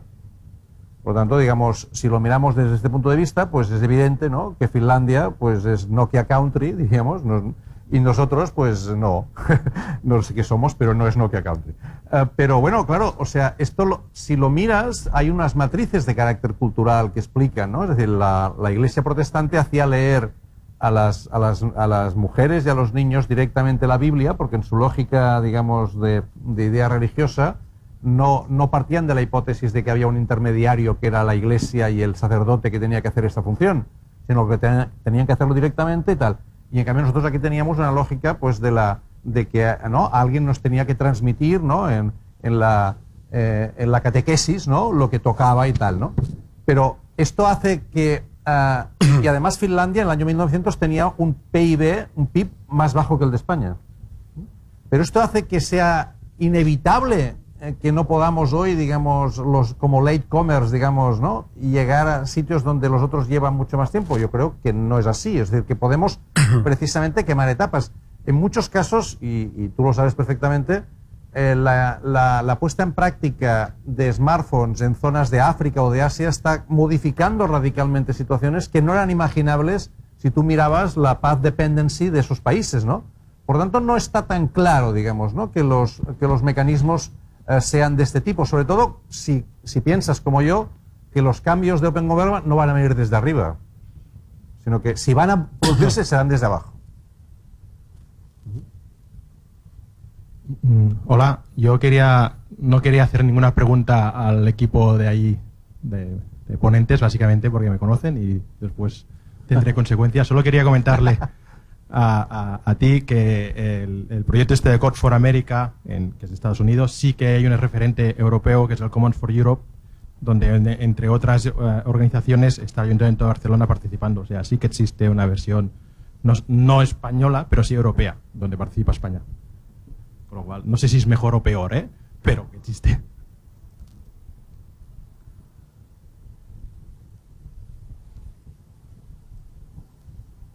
Hola, buenas tardes. Bueno, yo soy absolutamente profano en la materia, o sea que voy a hacer una pregunta que posiblemente también sea profana. Pero Antonio hablaba de la vigilancia democrática y yo he tenido la percepción como ciudadano hace un tiempo, se hablaba mucho de que el gobierno español estaba atendiendo a las órdenes de otro gobierno que no era español. Entonces, la pregunta es, ¿cómo se ejerce la vigilancia? Facilita, ¿cómo se ejerce la vigilancia democrática en una sociedad tan globalizada como la que vivimos? Porque de repente es como que estás cuidando la puerta y te están llevando la casa, y tú estás ahí cuidando una puerta y resulta que te has quedado sin la casa. Yo creo que se ejerce mejor, mucho mejor. Por ejemplo, que un grupo de periodistas independientes hayan sido capaces de hacer el mapa de la evasión fiscal más importante en España no lo ha hecho la agencia tributaria. Y mira que tiene recursos, ¿eh? Es decir, han sido capaces de hacer un auténtico big data fiscal y de paraísos fiscales, haciendo una denuncia muy seria, concertando muchas alianzas y haciendo unas visualizaciones extraordinarias, ¿no? Entonces yo creo que se defiende mejor y se protege mejor la vigilancia democrática como valor democrático gracias a la globalidad, ¿no? Entre otras cosas porque tenemos un desajuste brutal. Nuestras administraciones tienen unos ámbitos de actuación que no se corresponden con los ámbitos de actuación de los poderes, digamos, más importantes, ¿no? Tenemos una regulación estatal, en todo caso, europea o regional, y la mayoría de los actores se mueven en un nivel de operación que no se corresponde. Es decir, hay un desajuste entre la capacidad de control y de regulación política y el marco de operaciones, ¿no? En ese sentido, ciudadanos conectados, periodistas conectados, activistas conectados, datos conectados, generan una gran capacidad de vigilancia. Entonces le doy una gran oportunidad. Y después la última cosa. Hay como, digamos, lo que hemos visto con Snowden, ¿no? y el gobierno norteamericano, su capacidad, digamos, de vigilarnos es extraordinaria, ¿no?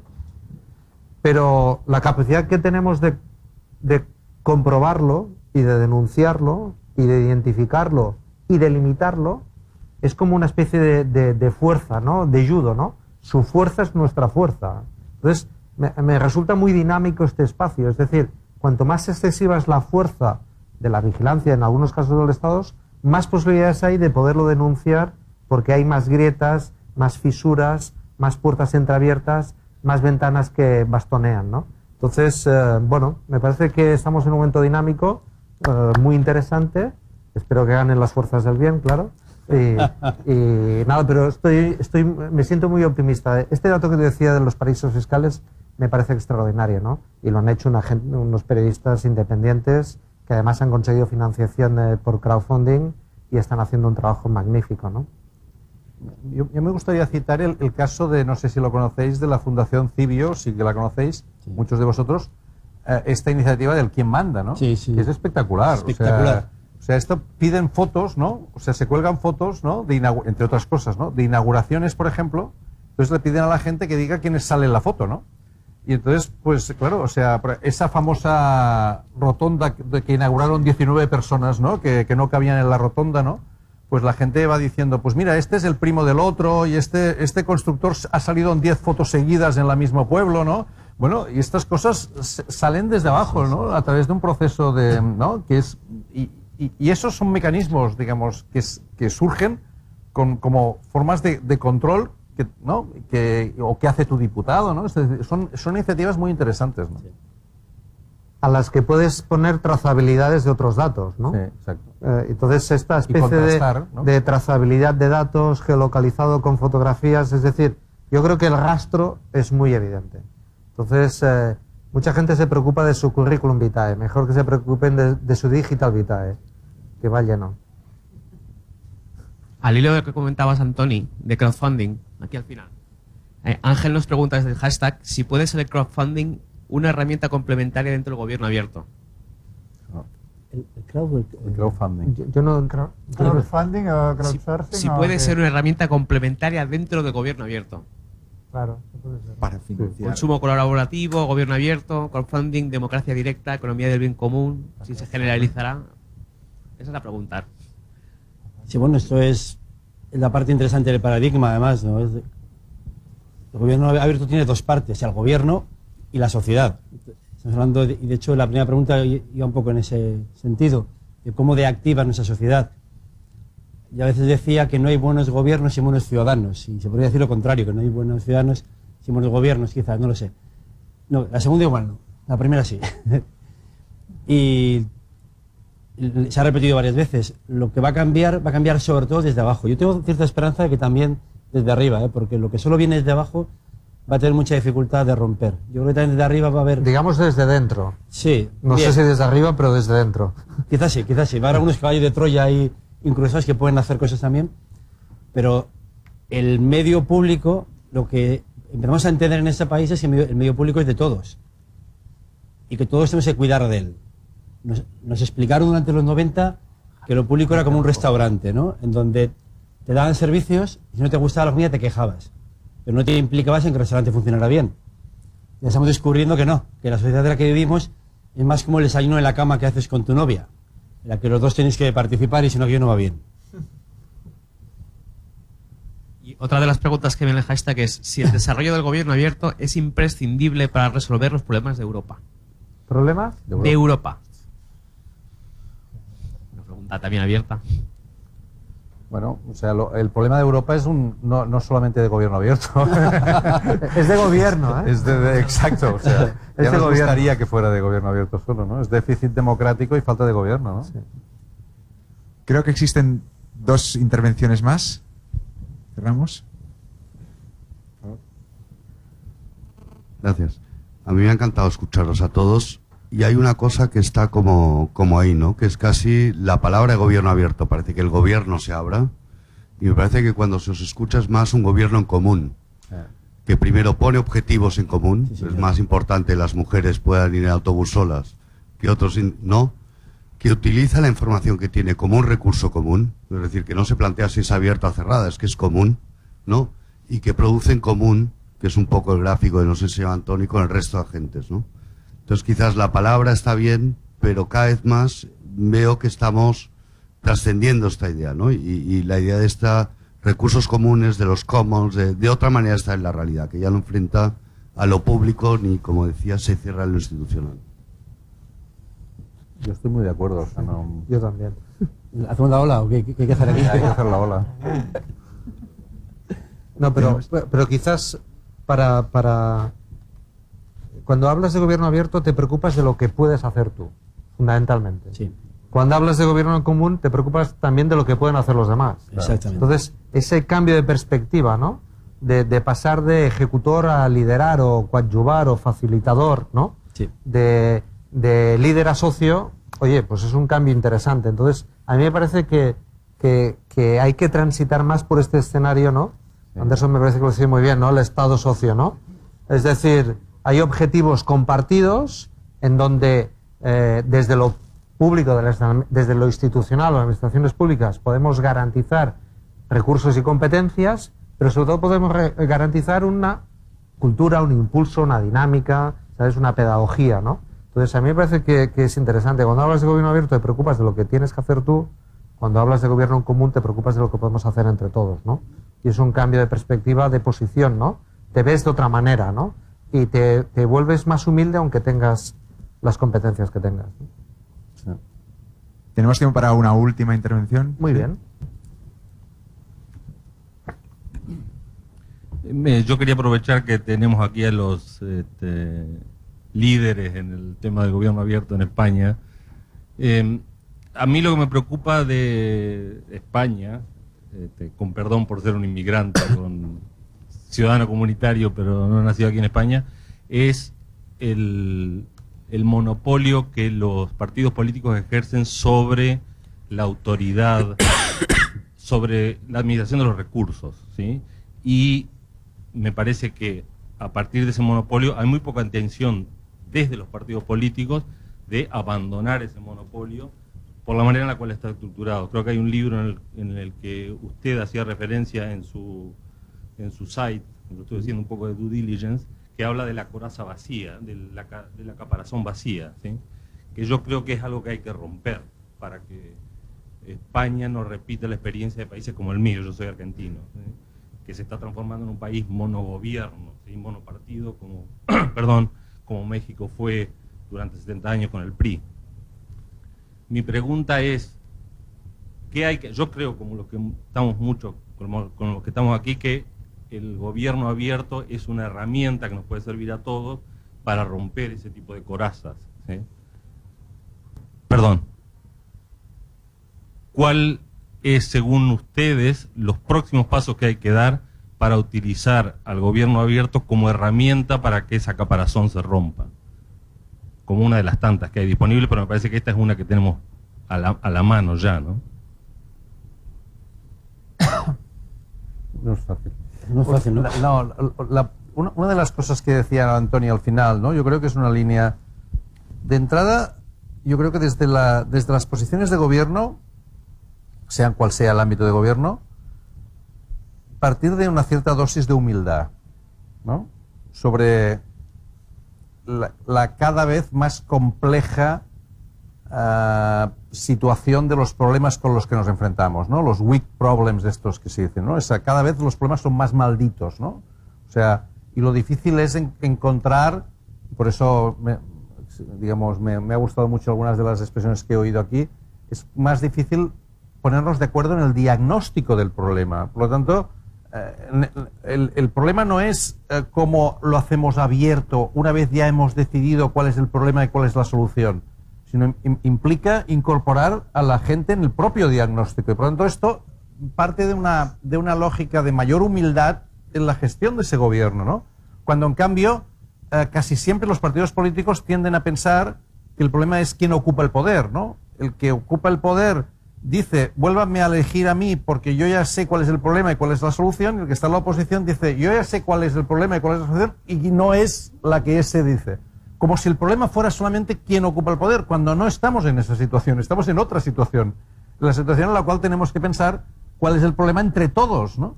Y esto es un cambio de perspectiva que es difícil de hacer desde los gobiernos, pero también desde la sociedad, porque la sociedad nos hemos acostumbrado a que una vez hemos escogido a los que gobiernan, les pedimos a ellos que vayan resolviendo los problemas, y nos hemos convertido de alguna manera en clientes de esas administraciones, ¿no? Y hemos perdido, a través de la delegación, la capacidad de asumir esas responsabilidades. Por lo tanto, es un doble problema, ¿no?, el que tenemos delante, ¿no? Sobre todo si avanzamos en la idea de Javi de lo común, que es cómo repensamos, ¿no?, las formas de gobierno, ¿no?, desde lógicas de más humildad desde el gobierno y desde lógica de más protagonismo desde la sociedad. Y esto es una combinación que no es nada fácil porque implica cambiar estatus, cambiar roles, cambiar estructuras de poder, ¿no?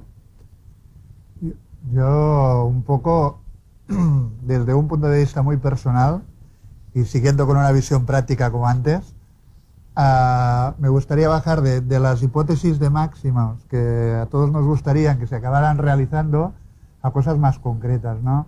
Personalmente pienso que en el ámbito geopolítico del Estado pues van a haber, y esto no pretendo compartirlo ni que todos estemos de acuerdo, ¿no?, pero van a haber partes del Estado en que van a avanzar más en temas de esto por una serie de razones. Si vamos observando lo que está pasando en el último devenir y tal, y por otro lado, el problema en común es que va a costar muchísimo avanzar hacia lo que podríamos llamar un escenario de gobierno común o abierto o como quieras. Entre otras cosas, porque lo he dicho en mi intervención, comporta un cambio cultural que es lo que veo bastante lejos, ¿no? Y en este cambio cultural, pues vamos a tener que aprender cosas tan básicas como, lo decía antes, ¿no?, funcionamiento de redes, rebajar los planteamientos, el mínimo común múltiple va a ser bastante mínimo y estamos acostumbrados a declaraciones, a programas de máximos, a una mentalidad absolutamente absoluta, ¿no? Es decir, o me compras todo el programa o no, y vamos a tener que acordar cosas. Es como yo veo los próximos meses, años o lo que sea, ¿no?, en este estado. Y por lo tanto, como que soy práctico, me voy a conformar en que avancemos en proyectos concretos, ¿no? Y si una administración está testeando las funcionalidades de un servicio o de un proyecto directamente con la ciudadanía o con los usuarios de esto y tal, pues ahí me van a encontrar dando el apoyo, sea en Vasco, sea la central, sea la autonómica, lo que sea. Y si se hacen experiencias pues de datos abiertos que permitan el cumplimiento de un challenge social, ¿no? De un reto social, como hablábamos con Javi en otra intervención y tal, pues vamos a dar apoyo. Yo voy a dar apoyo personal a todo esto, pero me cuesta imaginarme qué pasos más a nivel estructural, macros, ¿no? se deberían dar. No sé. Antoni. No, yo en relación a los partidos políticos, yo me limitaría, aplaudiría con las orejas con la mitad de la ley de transparencia. Te pongo un reto, y os lo pongo.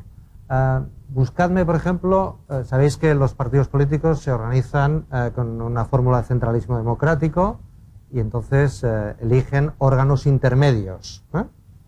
Bueno, pues encuéntrame tú un listado de cualquier órgano intermedio de una fuerza política.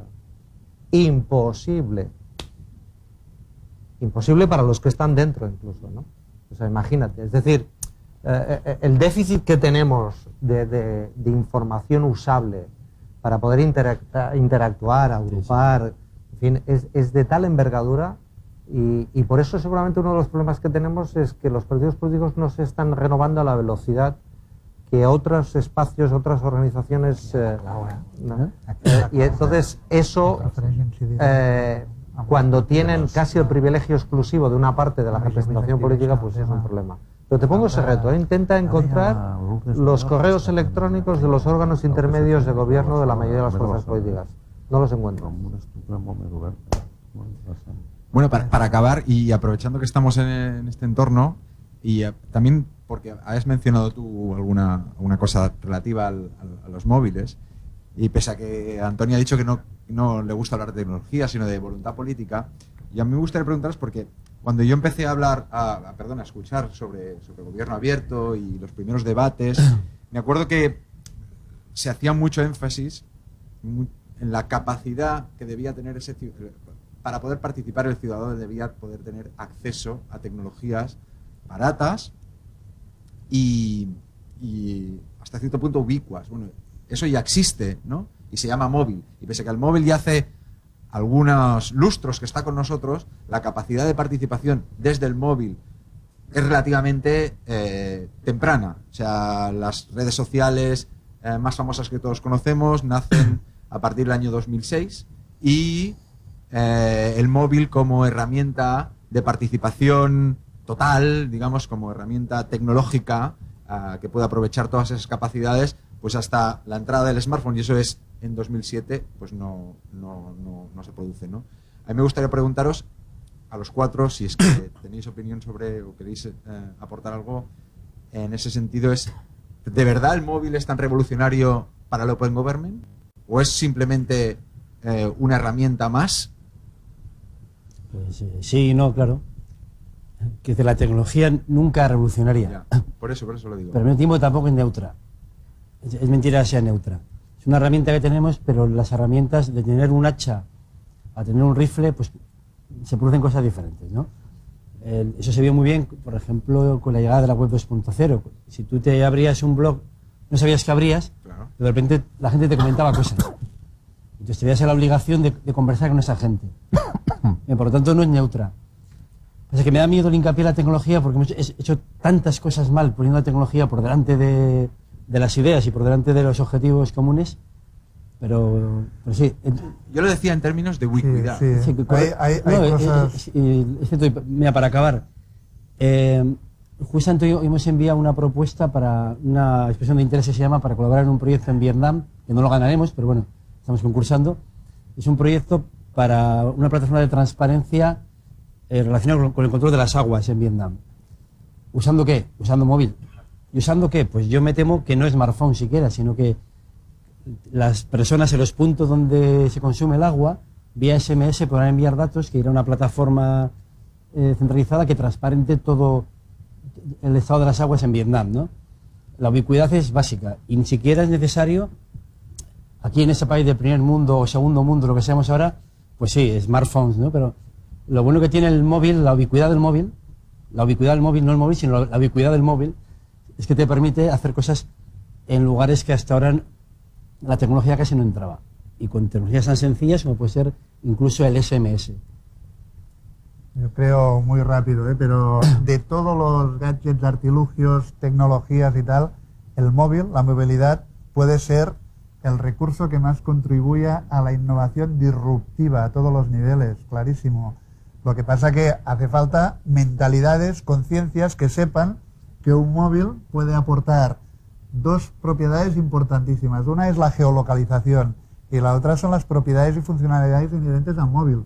Tú puedes interlocutar, interaccionar, gamificar, simular, crear, repetir, rever, no sé cuántas cosas con un móvil. Y en cambio, ¿qué hace la gente? Os lo digo, ¿qué hace la gente? Trasladan webs a los móviles. Y ya está. Es un problema de conocimiento, de que la persona que esté liderando ese programa pues conozca esto. Pero esto yo creo que cada vez, por suerte, es mucho más exigible. Transparencia también es esto. La gente es mucho más culta en estas herramientas y en las funcionalidades que aportan. Por tanto, va a ser muy difícil decir que tú has hecho una app nativa de una aplicación que solo lo que te permite ver son los contenidos de una web y ya está. Yo confío mucho en la gente, confío mucho en los profesionales de la administración, hay gente buenísima, si no, no estaríamos aquí hablando de esto, y confío mucho en que van a haber cambios muy importantes. Van a haber cambios muy importantes, yo creo. No, bueno, yo muy rápidamente, 3 cosas. Se venden al día 500.000 de smartphones, de iPhones y de Android. No se compran solo en Europa y en los Estados Unidos. Es decir, vamos a una convergencia, un móvil o una persona a finales de este año, sin lugar a dudas, 50, 55, 45, con conectividad 3G. Es decir, que un móvil o una persona es ya una realidad. Segundo, su potencia, su amabilidad, su uso cada vez más intuitivo, más rápido, con más capas de servicios, con más predicción y prevención a lo que necesitas. En fin, yo creo que eso lo transforma todo. Y tercero, lo tocamos al día 150, 200 veces. Hombre, yo no sé cuántas cosas tocáis 150 veces al día, ¿no? Pero se convierte en el hall de socialización más importante de nuestras vidas. Todo lo que vamos a conocer, lo que vamos a desear, quizás lo que vamos a comprar, lo que vamos a comunicar, va a tener una pantalla de proximidad, sea con este tamaño, un poquito más grande, un poquito más pequeño, o enganchada a las gafas, ¿no? Pero la pantalla de proximidad se convierte en el hall de socialización más importante y, por lo tanto, hay que tener políticas para la socialización en pantalla, en fin, un montón de cosas. Pero un móvil o una persona cada vez más potentes y la pantalla de socialización me parece que son los 3 datos que lo cambian todo, ¿no? No, yo estoy muy de acuerdo. Seguramente los datos nos indican que precisamente hablábamos hace unos años, no tantos, de fractura digital, etcétera, y ahora, ¿no?, lo que se estaba diciendo, y la franja de edad que más ha entrado directamente, digamos, de no internet a internet ha sido a través de smartphone, la franja de edad a partir de 45 años, ¿no? Por tanto, yo creo que eso es un cambio. Ahora, fijémonos también en las reacciones, ¿no? Para poner simplemente un ejemplo, ¿no? Vídeo Mossos Calle Aurora, ley de seguridad, ¿no?, del señor Fernández Díaz, ¿no? Correcto. Es decir, estamos viendo cómo hay procesos de utilización del móvil que, ¿no?, modifican una situación, y la reacción es una reacción de prohibir, multar y sancionar cualquier persona. O sea, se están intentando poner puertas al campo, porque esto no hay quien lo pare, a través de un mecanismo, digamos, de reacción ante lo que significa, evidentemente no todo es positivo, ¿no?, porque hoy también es el día de la violencia de género, y está saliendo también los efectos que está teniendo, ¿no?, en la utilización del móvil, en el control ¿no?, que se están produciendo fenómenos de machismo tecnológico utilizando la tecnología. Por lo tanto, hay aspectos positivos, aspectos negativos, por lo tanto, ¿no?, seamos digamos, prudentes en este tema, pero que es evidente, digamos, ¿no?, que está alterando, ¿no?, las formas de hacer, y yo creo que esto evidentemente es un cambio muy importante, ¿no? Mira, Antoni, Alberto, Jordi, Joan, gracias a vosotros por acompañarnos y a todos aquellos que han estado colaborando y participando a través de las redes. Los que queráis, tenéis una visita guiada al Mobile World Center, los que queráis quedaros un rato más. Y Juan, no sé si quieres también hacer una conclusión del acto. Adelante. Gracias, muchísimas gracias. ¿No? Simplemente agradecer a los intervinientes, desde luego, a Andreu, que ha estado moderando estupendamente, y que nos vemos en el siguiente. Ya saben que tenemos cuatro encuentros programados para analizar el Open Government desde distintas ópticas, y nos vemos al siguiente. Muchísimas gracias. Gracias.